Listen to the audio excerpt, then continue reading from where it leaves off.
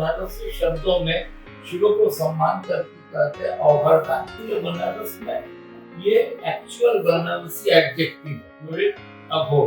शास्त्र से खाली होगी उसको लोक भर देगा और चलेगी लोक वाली, आप वाली नहीं चलेगी। इसीलिए महादेव के ठीक बाद वो पंचमाक्षर मंत्र आ जाता है। भारत सरकार ने बिल्डिंग बनवा के रिसर्च इंस्टीट्यूट बना के बीएचयू को दे दिया और बीएचयू उसको चलाना।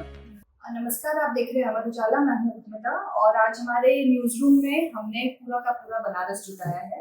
आज हमारे साथ ऐसे खाटी बनारसी हैं जो हमें असली बनारस से पहचान करवा सकते हैं। उन्हीं से जानने के लिए कि बनारस कैसे बदला, क्या बनारस था और अब क्या है, हम इस डिस्कशन के लिए आज जुटे हैं। तो हम इसकी शुरुआत करते हैं। नाम बताना जी, आपको। मैं विजय नारायण, मैं पत्रकार भी रहा हूँ और समाजवादी विचारधारा से जुड़ा एक राजनीतिक कार्यकर्ता भी रहा हूँ। आपने जो विषय अभी रखा है उस पर मैं संक्षेप में आज़ादी के बाद के घटनाक्रमों तक ही सीमित रखूँ। कि डॉक्टर संपूर्णानंद काशी के थे, बड़े विद्वान थे, संस्कृत के भी विद्वान थे और वो आधुनिक विज्ञान भी जानते थे।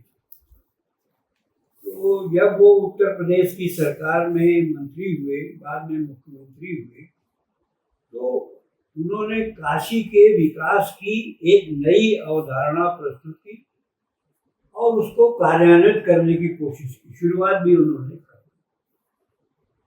अभी हमारे मित्र ने बहुत बढ़िया बात कही कि डॉक्टर संपूर्णानंद की सोच में काशी, संस्कृत, काशी की शैक्षणिक धारा, काशी की परंपरा, काशी की पहचान, ये चीजें प्रमुख थी।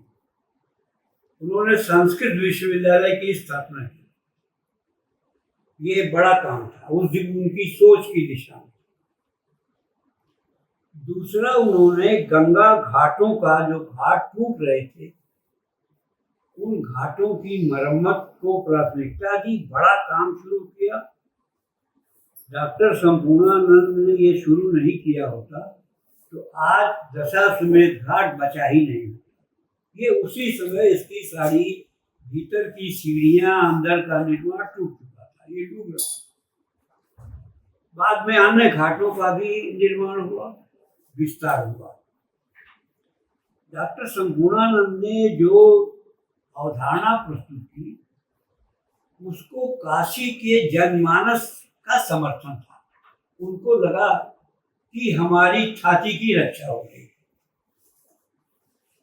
अब काशी की पहचान में उसकी परंपरा, शिक्षा की परंपरा के अलावा काशी जो विश्व में जाना जाता है वो घाटों की वजह से जाना जाता है। और आज भी घाटों की हालत, 84 घाटों में अधिकांश घाटों की हालत जर्जर है। इस पर किसी का ध्यान आज नहीं जा रहा।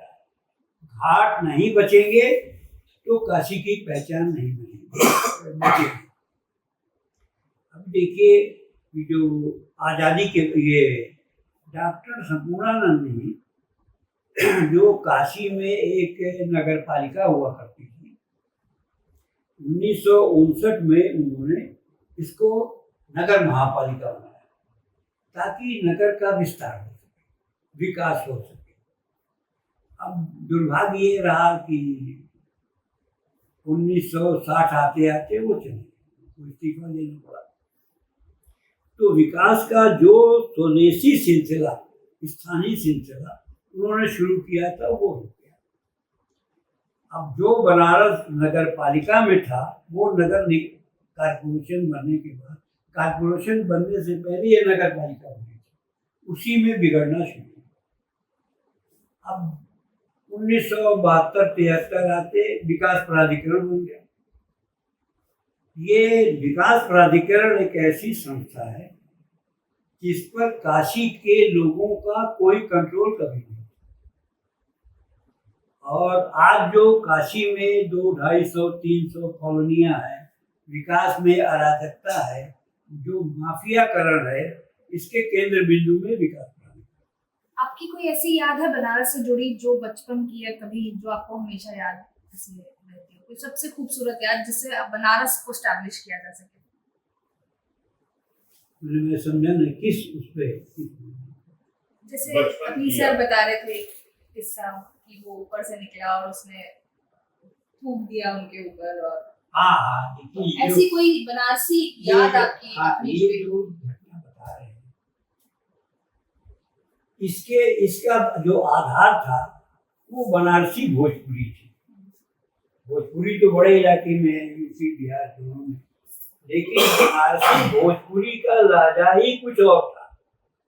और मेरी ये भी समझ है कि भोजपुरी खत्म हो रही है और भोजपुरी खत्म हो जाएगी तो ठेठ बनारसीपन खत्म। उस बनारसीपन का आधार ही ये ठेठ बनारसी। आप देखिए एक समय था जो दशाश्वमेध मंदिर को जो रास्ता जाता है वहाँ गैरसी के पुल उसको बोलते हैं। कभी वहाँ नाला बहता था, ये जो गोदौलिया है ना, ये गोदावरी नाला था। तो वहाँ एक लकड़ी का पुल बना था जिससे लोग एक तरफ बंगाली को और एक तरफ काशी विश्वनाथ मंदिर को जाते थे। उन दिनों एक बड़े पत्रकार और हास्य कवि मोहनलाल जी गुप्त वहाँ बैठे, उनके मित्र मंडली, शिष्य मंडली, ये सभी लोग बैठते थे। तो शाम को सारी बातचीत जो साहित्यिक बात भी, सांस्कृतिक भी, वो सब भोजपुरी में होती। वो सारी चीजें देखते देखते आज गायब हो गई। और जहाँ भी लोग मिलते थे होली के अवसरों पर भी जो गीत होते थे वो बनारसी भोजपुरी में। आज वो चीज कभी नहीं है। वो हमने अपनी सांस्कृतिक विरासत बहुत तेजी में खो है, बहुत कम बचा है। ये एक लाइन में जी, खत्म हाँ, करूंगा। आज जो विकास की सोच है, अवधारणा है, जिस गति से विकास चल रहा है उसका काशी के जनमानस से कोई रिश्ता नहीं। आप जिसके लिए विकास कर रहे हैं, कैसा विकास है, उस विकास के पीछे सोच क्या है, सिर्फ निर्माण कर रहे हैं कि कुछ उसमें बौद्धिक आध्यात्मिक काशी का जो बनावट रहा है वो भी है। जब कुछ जो घटनाएं घटी, हमारे मित्र ने जो कॉरिडोर की बात कही, ये जानने की कोशिश नहीं हुई कि काशी के घाटों के लोग इस पर क्या सोचते हैं। लोगों ने अपनी राय रखी नहीं, लेकिन वो सरकारी योजना थी, भारत सरकार की, और वो उन्होंने कार्यान्वित किया। अभी एक क्या ये उड़न खटोला का जो बन रहा है जगह जगह, इसको काशी के लोगों ने पसंद नहीं किया। अपनी नापसंद को उन्होंने जाहिर किया। यहाँ तक कि भाजपा के विधायक हैं नीलकंठ तिवारी, उस आदमी ने बड़ी हिम्मत की, उसने कहा कि गोदौलिया की पहचान खत्म हो जाए, लेकिन वहां भी सरकार अपनी पूरी ताकत के साथ उसको कार्यान्वित करने पर जुटी। मेरा कहना यही है कि जो विकास की अवधारणा डॉक्टर संपूर्णानंद जी की, आप विकास करिए, इस पर लोगों का इस पर कोई एतराज नहीं, लेकिन जो काशी का मन है, जो काशी की बुनियादी सोच है, उसकी जनमानस की उपेक्षा करके करिएगा तो उसका समर्थन है। जैसे वकील और डॉक्टर वृद्ध हो जाने बाद भी वकील साहब और डॉक्टर साहब ही कहे जाते हैं, अगर उस फॉर्मूला से देखा जाए तो मैं भले ही अवकाश प्राप्त हूँ, मगर मैं एक पत्रकार था और शायद मानसिक धरातल पर अब भी हूँ।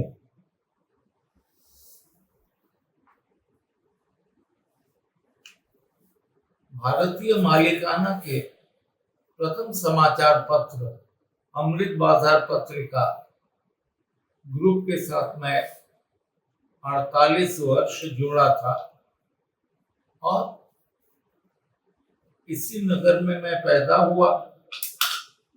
यहीं पर मैंने पत्रकारिता करने का प्रयास किया।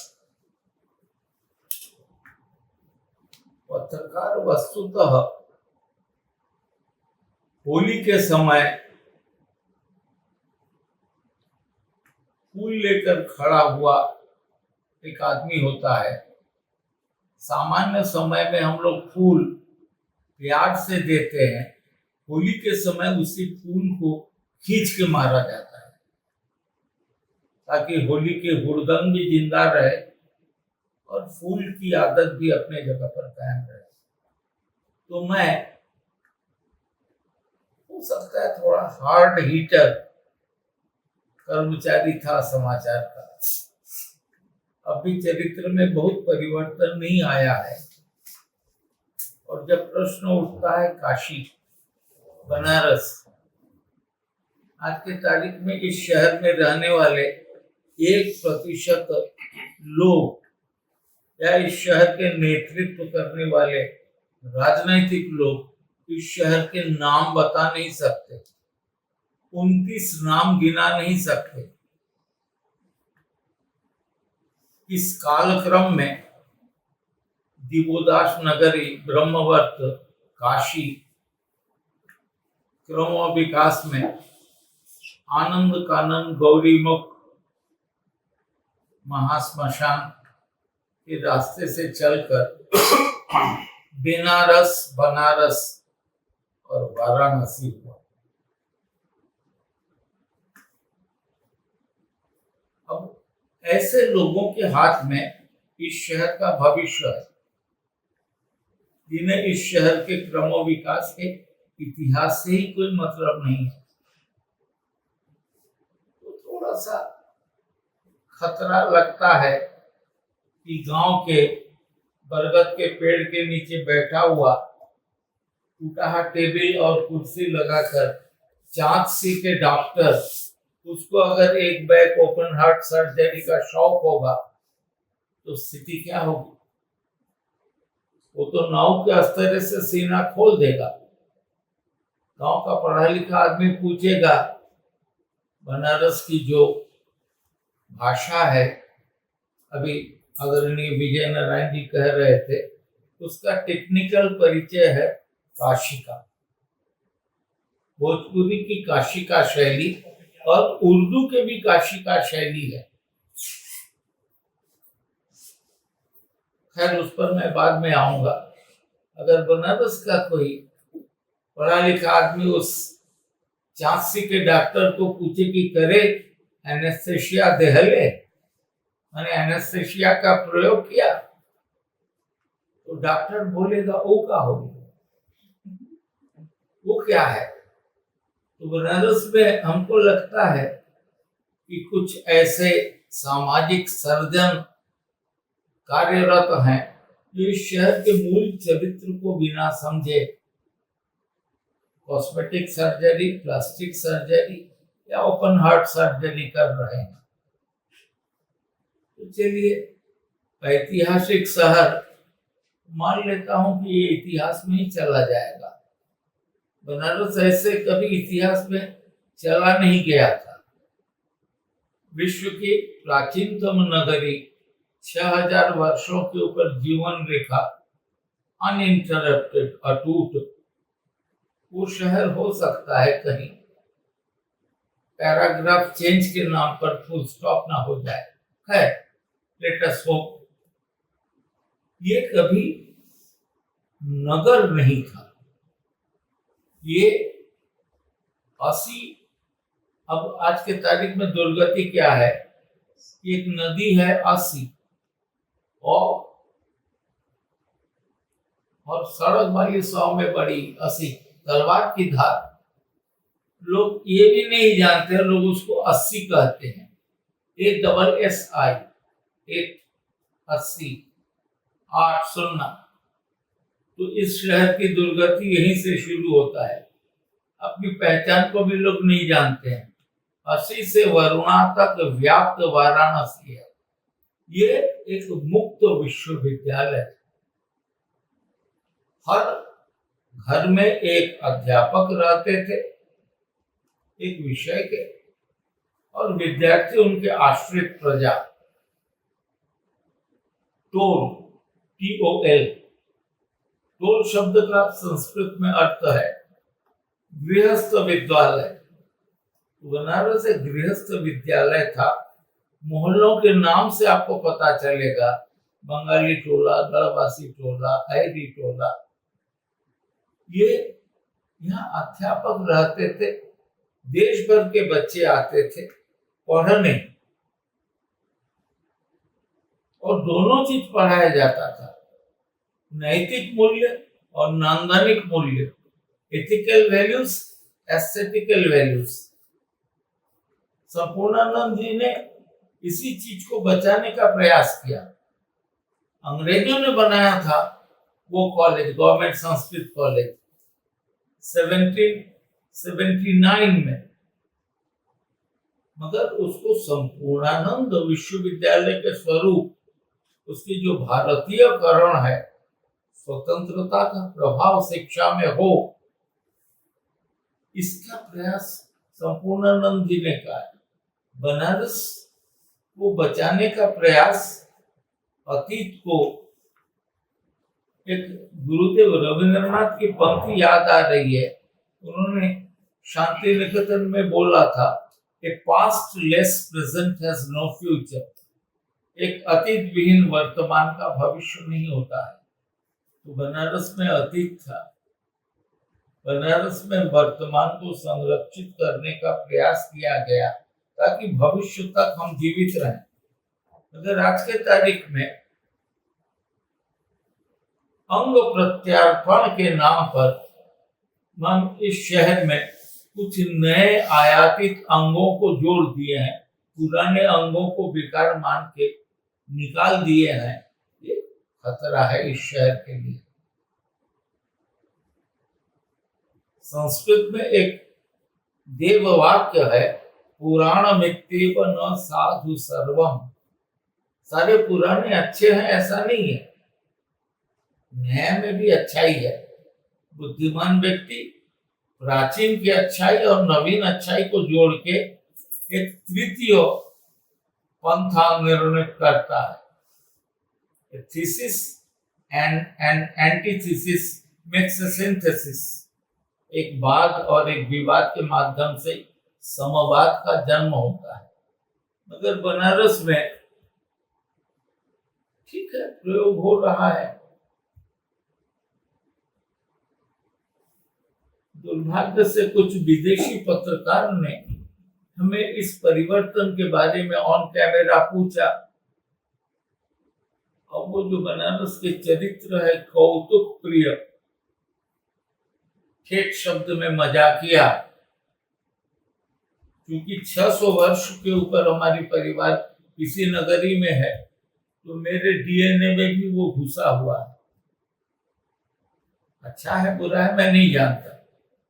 लोगों ने पूछा कि इस परिवर्तन से आपको कैसा लग रहा है, तो मैं बोल बैठा अंग्रेजी में, we are trying bikini on a 6000-year-old lady.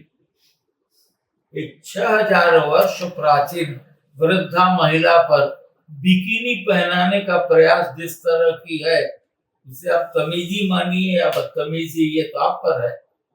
मुझे ऐसा ही लग रहा है। वो विदेशी पत्रकार थोड़ा चिंतित हुआ, क्या वी सीरियस? हमने कहा, उसने कहा तुम्हारे ऊपर खतरा मुझे दिखाई पड़ रहा है, you are going to face problem. वही बनारस का कैरेक्टर है। बनारस देखने में केयरलेस लगता था या है, मगर बनारस वस्तुतः केयर फ्री है। जहां पर शव यात्रा में लोग नृत्य करते हैं, मौत भी एक काम में वस्तु है, उसके लिए गंवाने का डर कम होता है। ये शहर जो है, ये गंवाने का डर कम होता है। आज भी इस शहर के जो मूल बाशिंदे हैं, आपने अगर शाम को पूछा कहाँ जा रहे हो, तो बोलता है निछद्दम। अब ये निछद्दम शब्द एक तद्भव शब्द है, मूल शब्द है संस्कृत का निःशब्दम, ए स्टेट ऑफ साउंडलेसनेस। तो यहाँ का आदमी भीड़ पसंद नहीं करता है। तो स्टेट ऑफ साउंडलेसनेस, जहाँ पर ध्वनि स्वतःता नहीं है, वहां पर वो जाने लगता है, जाना चाहता है।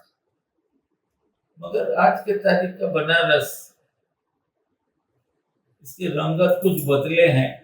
गाते गाते लोग चिल्ला रहे हैं, इसलिए बदलाव खून के बूंद की तरह चढ़ाई जाए तो ठीक रहेगा। A very slow speed, A drop. अगर आप पानी के बहाव की तरह खून चढ़ा देंगे तो कार्डियक अरेस्ट होने का डर बना रहेगा। बनारस खत्म हो जाए ये कामना न करें, बनारस जीवित रहे। 2014 के बाद कुछ अधिकारी आए दिल्ली से, उन्होंने 1854 के विद्यालय योगीराज श्यामाचरण लाहिड़ी स्थापित बंगाली टोला इंटर कॉलेज, उसके मैदान को खोदने लगे। प्रिंसिपल ने पूछा आप क्या कर रहे हैं? तो कहा हम लोग दिल्ली के IAS अधिकारी हैं। तो मजबूरी में प्रिंसिपल ने हमको फोन किया, मैं मैनेजमेंट का मेंबर, मैं गया। उन्होंने कहा साहब कर क्या रहे हैं आप? तो यहाँ इसके नीचे मेट्रो स्टेशन बन सकता है कि नहीं ये देख रहा हूँ। तो हमने कहा 3 मिनट आपको समय दे रहा हूँ हमारे मैदान को छोड़ के भागने के लिए, अन्यथा 2000 बच्चे एक एक ईंटा आप पर मारेंगे, स्टोन पेल्टिंग हो जाएगा। इस ऐतिहासिक विद्यालय जहाँ पर राजेंद्र लाहिड़ी, सचिन सान्याल से लेकर सचिंद्रनाथ बख्शी जैसे स्वतंत्रता संग्राम सेनानी पढ़े हैं और शहादत दिए हैं, आप इस विद्यालय को मिटाकर मेट्रो बनाएंगे तो ये न हो, ये न हो। कमजोर अंग है तो उसको भोजन से ताकत दीजिए, प्रत्यार्पण करने की बात न सोचें तो शायद बनारस सुरक्षित रहेगा। मेरी उम्र 10 या 11 वर्ष रही होगी और बनारस की रामलीलाओं के बारे में ऐसी मान्यता है कि वो एक स्तर पर गोस्वामी तुलसीदास के रामचरितमानस के लिखे जाने के पहले से वर्तमान, बल्कि गोस्वामी जी के मानस की प्रेरणा भी है। ऐसी पंक्तियां हैं रामचरितमानस में कि मंदिर देखत हनुमत अभिनय, और हनुमान नाटक नाम का एक नाटक जो है आदि कवि वाल्मीकि रचित संस्कृत का महाकाव्य रामायण उनकी प्रेरणा का स्रोत रहा है। तो ऐसी एक रामलीला में जो बिल्कुल पारंपरिक वस्तु है, बनारस का एक श्रृंगार, उसमें राम बनने का इसलिए अवसर मिला मुझे क्योंकि मैं जन्मना ब्राह्मण था और यज्ञोपवीतधारी ब्राह्मण था। तो रामलीला के अनुभव बचपन के सबसे कमाल अनुभव। लगातार 45 दिन तक बहुत मन लगा के रामलीला करने के बाद अगले महीने होने वाली मासिक परीक्षा में मैं 2 विषयों में फेल हो गया क्योंकि मैं भीतर ही भीतर बिल्कुल आवारा हो गया था। मुझे बनारस की लत लग गई। लक्ष्मण शक्ति के मौके पर जब लक्ष्मण बेहोश हैं और राम विलाप कर रहे हैं तो अनेकानेक पंक्तियां गोस्वामी जी ने मर्म स्पर्शी लिखी हैं। राम को याद थोड़े होता है कि 11 साल के बालक को अवधि का वो महान काव्य, तो व्यास जी बगल में आके फुसफुसाते हैं और धमकी देते हैं कि स्वामी रोइए, प्रभु रोइए। वो उस बच्चे को याद दिलाते हैं रोना। लेकिन उस दिन कुछ और घटना था, वही घटा। लक्ष्मण जी को बेहोशी में पेशाब लग गई और वो उससे उठ के कहने लगे कि अब क्या करें यार, कुछ इंतजाम करवाओ। तो मैंने बगल में व्यास जी से कहा कि ये बेहोश हैं लेकिन इनको तो चूचू आ गई है। तो उन्होंने उनके वैसे ही जाने का इंतजाम किया। कंधे पर एक नेमी आए, बिठा करके लक्ष्मण जी को निछद्दर में ले गए उस स्थान पे जो निशब्द है। लक्ष्मण जी निवृत्त होके आए और पेशाब करने के बाद फिर से बेहोश। यही है बनारस। वो जो शील है उससे बरी हो जाने की, नियम के बाहर चले जाने की छूट का नाम बनारस है। इस छूट का कैसा उपयोग दुरुपयोग हुआ है, ये बहुत गहरे विमर्श की और अलग अलग दृष्टिपथों की बात है। मुझे ये समझ में नहीं आ रहा है कि हम लोग इतना नर्वस क्यों हो गए हैं बनारस के भविष्य को लेकर। ये डॉक्यूमेंटेशन, रेस्टोरेशन, प्रिजर्वेशन निस्संदेह कॉलोनियल लेगेसी है। हमें नहीं आता था। अगर कंपनी शासन न आया होता तो हम चीजों को लिखित रूप में बचा लेना न जानते। हम लिखने वाले देश ही नहीं है। हम तो श्रुति और स्मृति का समाज है। गुरु ने जो कह के सुनाया वही शिष्य ने गाकर दिखाया। वो सामगान से लेकर के बिल्कुल शास्त्रीय संगीत तक आ जाइए। ये डॉक्यूमेंटेशन जो आया कि हम पहले किसी चीज को नष्ट करेंगे फिर उसको लिखित रूप में बचा लेंगे और म्यूजियम में रख देंगे, नष्ट न भी कर लेंगे। कोई व्यक्ति नहीं होता जो किसी संस्थान को, किसी सभ्यता को, किसी आदत को, किसी रवायत को सचेत ढंग से नष्ट कर रहा हो। वो कुछ ऐसा करता है कि उस चीज पर बुरा असर पड़ जाता है।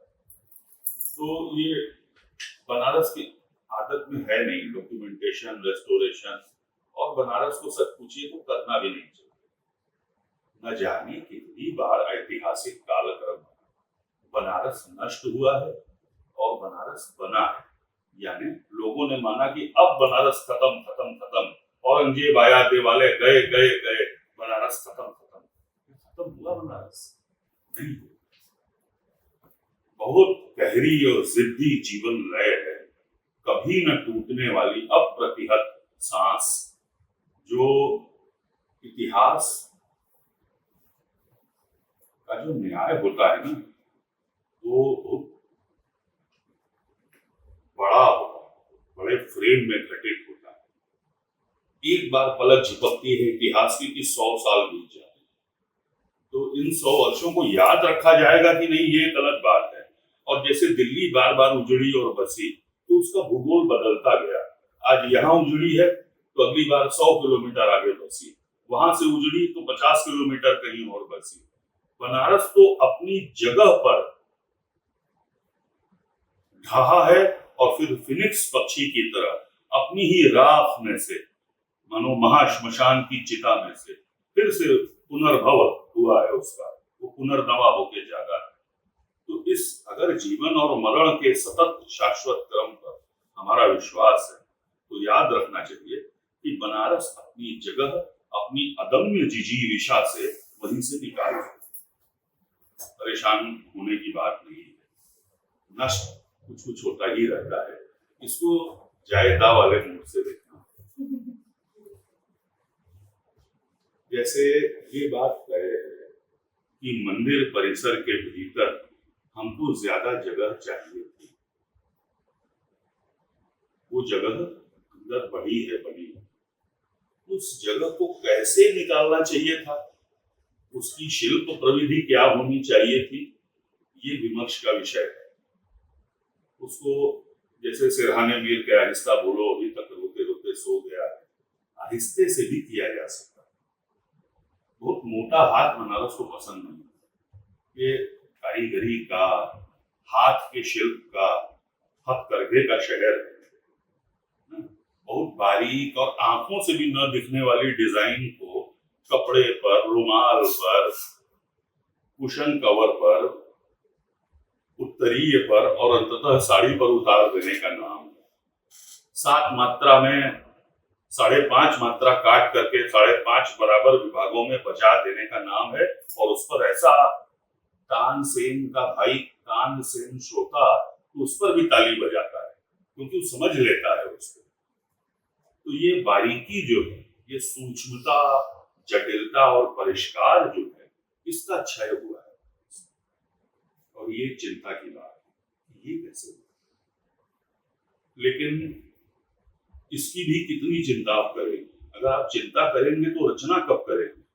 अगर बैग एंड बैगेज बहुत भारी उठा लेंगे तो आगे का सफर मुश्किल हो जाएगा। कुछ उतार के रख देना होगा, कुछ और लोग आएंगे उसको उठा के आगे ले चलेंगे। अब मैदागिन से विश्वनाथ मंदिर वाले मार्ग पर बढ़िए, आप पाएंगे कि बाईं ओर जिस दिशा में गली है, दाहिनी ओर भी उसी दिशा में गली है। पतली गली है बाएं, बुला नाला चौराहे पर खड़े हो जाइए, चौराहों की भी बात मत देखिए, थोड़ा और पहले आ जाइए, बाएं गली दाहिने गली, और आगे जाइए, बाएं गली दाहिने गली। सीधी सी बात है कि कभी वो सड़क भी नहीं थी जिस पर आप चल रहे हैं, बनाई गई है, कुछ नश्तर के ही तो बनाई गई है। जब भी आप दुनिया के साथ, बदलते हुए विश्व के साथ चलने की कोशिश करेंगे, उसका इंटीरियर आपको बनारस का बदलना होगा। और ये तय है कि बनारस इसका इंटीरियर इतना पुराना है, इसका अंतरंग, कि उसको बदलने में खतरा बहुत है। एक नई बनी दीवार पर कील गाड़ना आसान है। अब एक पुरानी दीवार के जमीन के नीचे हम लोगों ने देखा शाही नाला है, तो कहीं पानी की पाइप जा रही है, तो बिजली का कोई बहुत पुराना कनेक्शन है। बहुत सारे ऐसे समीकरण हैं जो काम कर रहे हैं और हमको पता नहीं। बहुत सारे ऐसे व्याकरण हैं, नियम हैं, दीवारों के, जमीन के, बनारस के आसमान के ऊपर न दिखते हुए। तो थोड़ा सा अंग्रेजी का एक मुहावरा है कि फरिश्ते जहाँ पांव रखते हिचकिचाते हैं, बेवकूफ वहां सरपट दौड़ लगाते हैं। तो ऐसी जगह है बस कि थोड़ा पांव रखने में हिचकिचाहट हो हम लोगों के भीतर, और विद्या का, व्यापार का, शिक्षा का, सभ्यता संस्कृति का कोई भी काम कर रहे हो तो ये याद में रखें कि हमारे महानुभावों ने, हमारे पूर्वजों ने इसको कहीं और ज्यादा सूक्ष्मता के साथ, खूबसूरती के साथ पहले ही कर तो नहीं दिया है। और जाहिर है इसका उत्तर यही होगा कि हाँ, ऐसा तो हो चुका है। अभी काशिका की बात हो रही थी, काशिका का व्याकरण, बनारस बहुभाषिक समाज रहा है। अब हम लोग खड़ी बोली में महदूद हो गए हैं, और वो भी व्याकरण सम्मत नहीं, अनाकर्षक, हाँ,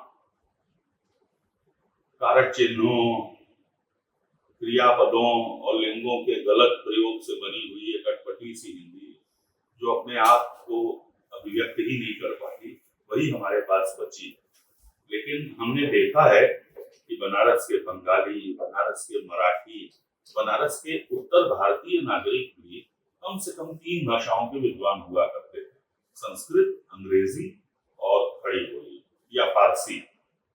प्रेमचंद जैसा बड़ा लेखक, मूलतः फारसी का लेखक, रामचंद्र शुक्ल फारसी के, उर्दू के बड़े विद्वान, संस्कृत और अंग्रेजी के। उस समय के सभी लेखकों, विचारकों, चिंतकों को आप देख लीजिए। बाबू संपूर्णानंद का इतना जिक्र हुआ, प्रकांड ज्योतिर्विद वो थे, और ज्योतिषीय कालगणना पर उनका बहुत विश्वास था। उसके पक्ष में बहुत से तर्क उन्होंने दिए, किताब ही लिखी पूरी। तो ये बहुभाषिकता, बहुसांस्कृतिकता, इसको बचाना होगा। कैसे बचेगी मुझे नहीं पता, लेकिन जैसे किसी संकट की शुरुआत जो है उसकी पहचान से आरंभ होती है। जब तक हम अल्ट्रासाउंड नहीं कराएंगे तब तक हमको पता नहीं होगा कि हमारे पेट में ट्यूमर है, कि अपेंडिक्स बढ़ा हुआ है, कि गॉलब्लैडर में स्टोन है। तो डायग्नोसिस आवश्यक होते हैं, जो चल ही रही है इस तरह से, जैसे हम लोग अभी बात प्रचंड विश्वविद्यालय में अध्यापक हूँ, और मेरा काशी के प्रति इतिहास इतना पुराना नहीं है, इसीलिए मैं सोचा कि हमारे लिए मौका है कि सभी से कुछ सीख सकूं। बट एक दो छोटी घटनाएं हैं, जैसा कि आपने बोला कि आपने काशी को कैसे देखा।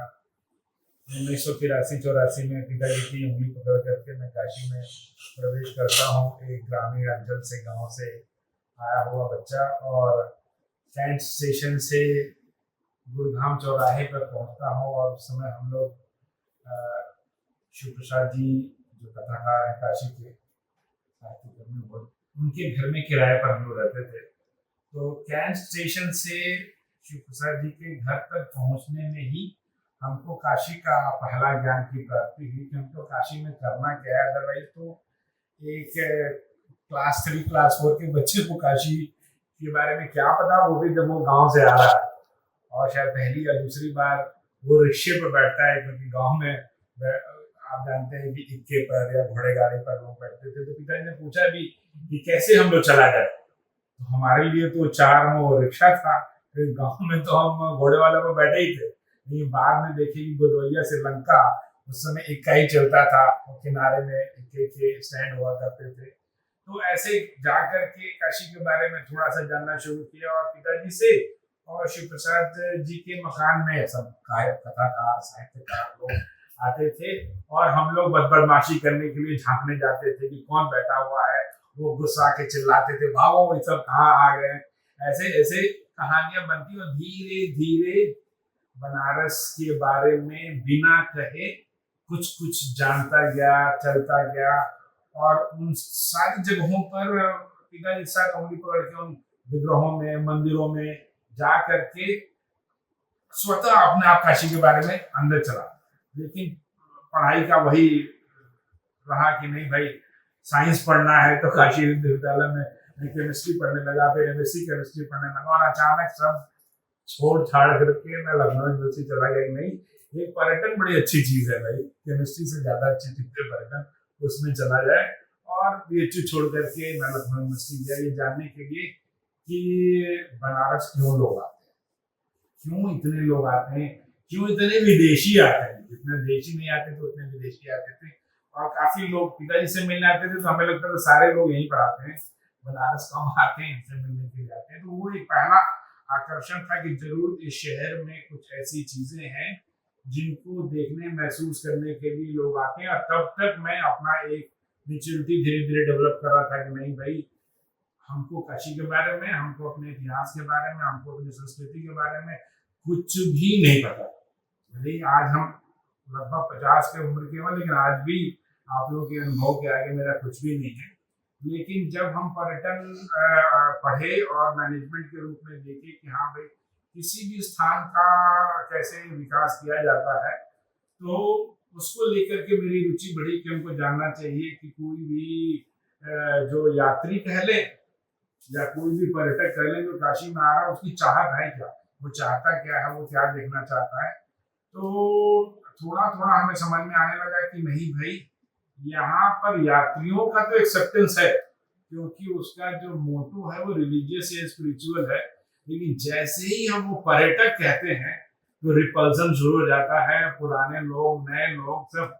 लेकिन वो एक चीज थोड़ा सा भूल जाते हैं कि जो पर्यटक है और उसकी स्पेंड करने की जो कैपेसिटी है, वही कहीं ना कहीं काशी की इकोनॉमी की एक लाइन बनी हुई है जो हमेशा उसको नरिश कर रही है।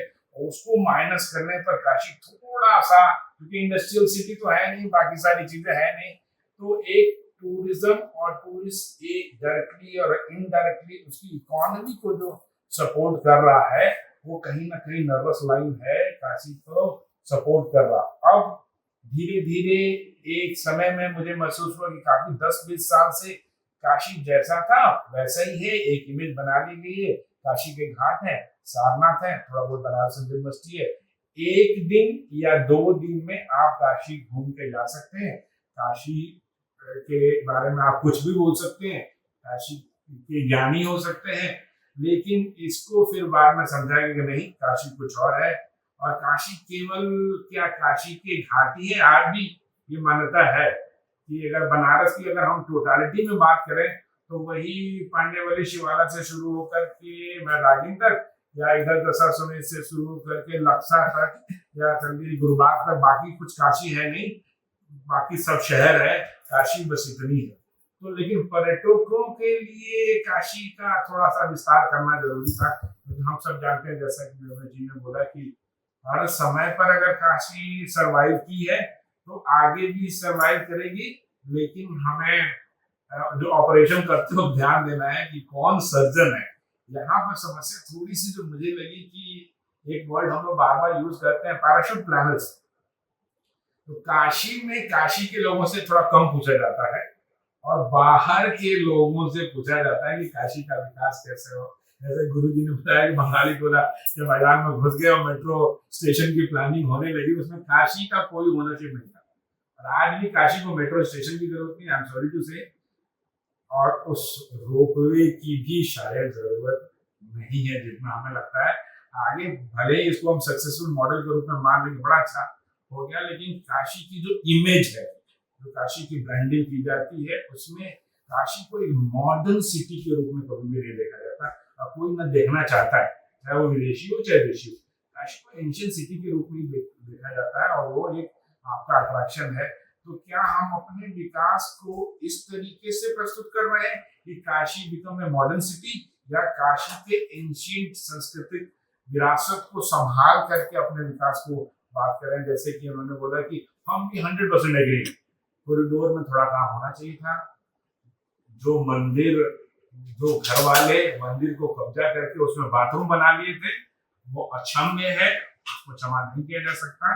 लेकिन क्या उस विकास की दौड़ में जो काशी कॉरिडोर में ऊंची ऊंची जो बिल्डिंगें बनी है, जो गेस्ट हाउस बना है या जो दुकानें बनी है, क्या ये काशी विश्वनाथ कॉरिडोर की डिमांड थी, ये वाली डिमांड, या हम हर चीज रिटर्न ऑन इन्वेस्टमेंट देखेंगे, हमने कितना पैसा लगाया, हमें कितना पैसा चाहिए? ये वाले मॉडल पर थोड़ा सा काशी में समस्या है। और हमने इधर बीच कई बार कोई गवर्नमेंट ऑफिशियल की मीटिंग अटेंड की है, उनका केवल एक ही चीज है जो अंदर से बताते नहीं है, लेकिन वो बोल रहे हैं कि काशी में पर्यटन का विकास करना है, काशी में इंफ्रास्ट्रक्चर का विकास करना है, ताकि पर्यटकों को सुविधा हो जाए, उनको कोई परेशानी नहीं हो। अंदर से कुछ और बात, अंदर से मैंने देखा कि वो काशी में नंबर ऑफ विजिटर्स की संख्या बढ़ाना चाहते हैं, वो नंबर ऑफ विजिटर्स से उसको इकोनॉमी में ले जाना चाहते हैं, उनको कितना अर्निंग हो, उसके लिए वो काशी की परंपराओं और सांस्कृतिक विरासत को सेक्रीफाइस करने के लिए तैयार है और वो कर रहे हैं, वो भी बिना काशी के लोगों को साथ लिए हुए। और आगे चल करके समस्या होनी है निश्चित रूप से, पूरा इमेज शिफ्टिंग होनी है, पूरा इमेज शिफ्ट हो जाएगा आज। और इसको हम डेटा से करेंगे कि आप pre corridor number of foreign tourist coming to Varanasi versus post corridor number of tourist, less than 50% downfall. Nobody wish to come to this modern city.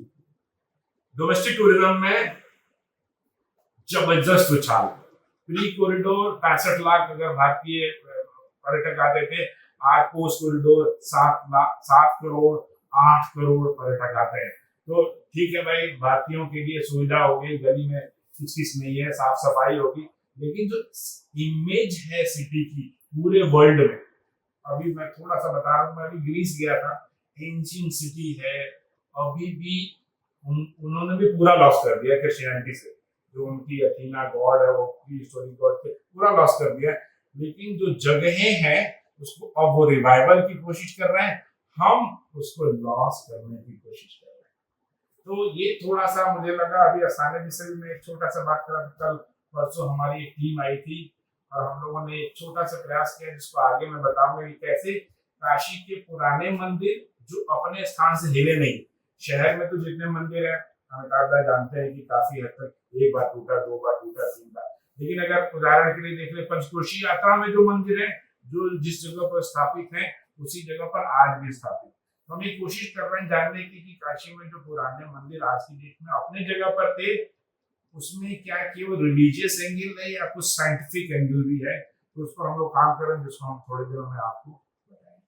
मेरा एक सवाल अमिताभ लाला से जुड़ी चीजों पर बात की, तो मेरा एक आपसे सवाल है कि काशी के लिए बाबा सबसे इम्पोर्टेंट है, तो बाबा और बनारस का जो रिलेशनशिप है उस पर मैं आपसे कुछ जानना चाहूंगी।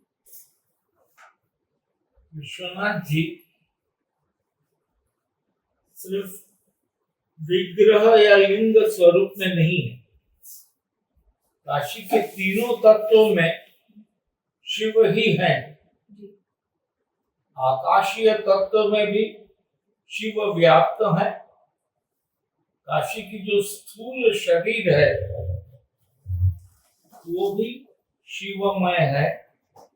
भारतेंदु कहते हैं कंकर, काशी के हर कंकर शंकर है, ये एम्बॉडीड शिव है। और यहाँ की नदी गंगा वो तरल शिव है। विश्व की एकमात्र जलधारा काशी में है, जो न केवल गंगा तो 3 बार उत्तर वाहिनी भी है, हिमालय में 1 बार उत्तरकाशी, काशी और बिहार में सुल्तानगंज। मगर बनारस की गंगा की जो अद्भुत खूबी है, वो भी एक फिलोसॉफिकल मैसेज है विश्व को कि नदी शहर में प्रवेश करने के पहले तक पानी में बालू और मिट्टी एकाकार लेके आती है, मगर नगर में प्रवेश करते ही बालू सेपरेट होकर गंगा पूर्वी तट उस पार को परोसती है और जीवन की संदेश मिट्टी काशी को देती है। खैर, इसमें जियोलॉजिकल कारण है, प्लेट्स का टकराना है। बनारस 3 पहाड़ियों पर बसा हुआ नगरी है, गंगा के पश्चिम तट पर। आज के तारीख में हम पर्यटक हो या तीर्थयात्रा करने वाले, उनको ये नहीं बताते हैं कि बनारस में जो मूल बनारसी है, प्राचीन बनारसी है या शिव के यथार्थ भक्त है, वो सुबह निकल रहा है मंदिर जाने को, पूजा करने। सामने अगर कोई अर्थी दिखाई पड़े, वो अर्थी पर ही पूजा चढ़ाकर घर चला जाता है। उसको शव में शिव का बोध है। ये काशी वो मैक्सिम गोर्की के उपन्यास की तरह हो, Gypsy camp vanishes into blues, वो काशी तो शायद गायब हो जाएगा। उसको बचाना बहुत कठिन है। उसके लिए लगातार अध्यापक प्रशिक्षण दे तब तो हो सकता है, मगर ऐसा नहीं हो रहा है। काशी में परिवर्तन स्वाभाविक वस्तु है। अगर परिवर्तन में हम सारे अतीत को फेंक दें, ये खतरा है, ये खतरा है। इससे बचा जाए। जैसे मैं कई दिनों से देख रहा था कि काशी का ही उर्दू ये लगभग मार खा गया है। यहाँ के लोग बोल नहीं रहे हैं। आप कहेंगे काशी का ही उर्दू क्या है? आज से 100 साल पहले काशी का ही उर्दू में लिखा गया था एक शेर, जिसको हम लोगों ने शहरी उर्दू में बना लिया था। बर्बादे गुलशन करने को बस एक ही उल्लू काफी है, अरशाद पे उल्लू बैठे हैं, अंजामे गुलिस्तां क्या होगा। इसकी मूल रचना काशी का ही उर्दू है। बर्बादे गुलशन करने को बस एक ही उल्लू काफी है, अरशाद पे उल्लू बैठे हैं, अंजामे गुलिस्तां का होई है। ये जो उर्दू है, ये सिर्फ मुस्लिम नहीं बोलते थे। सारी ट्रेड से जुड़े हुए खत्री परिवार हो, अग्रवाल परिवार हो, बनारस की पक्की महल में इसी काशी का को बोला जाता था। अभी भाषा मार खा गया। एक मुस्लिम जुल्हा के साथ एक हिंदू दुकानदार या पूंजी लगाने वाले परिवार का जो एक ब्यूटीफुल रिलेशन था, बियॉन्ड रिलीजियस बाउंड्री, ये भी मार खा रहा है। इसीलिए कुछ चीजों को, जैसा सिंह साहब ने बोला कि बनारस के जानकार लोगों से बिना बातचीत के परिवर्तन करने पर, ये अलग प्लेनेट था।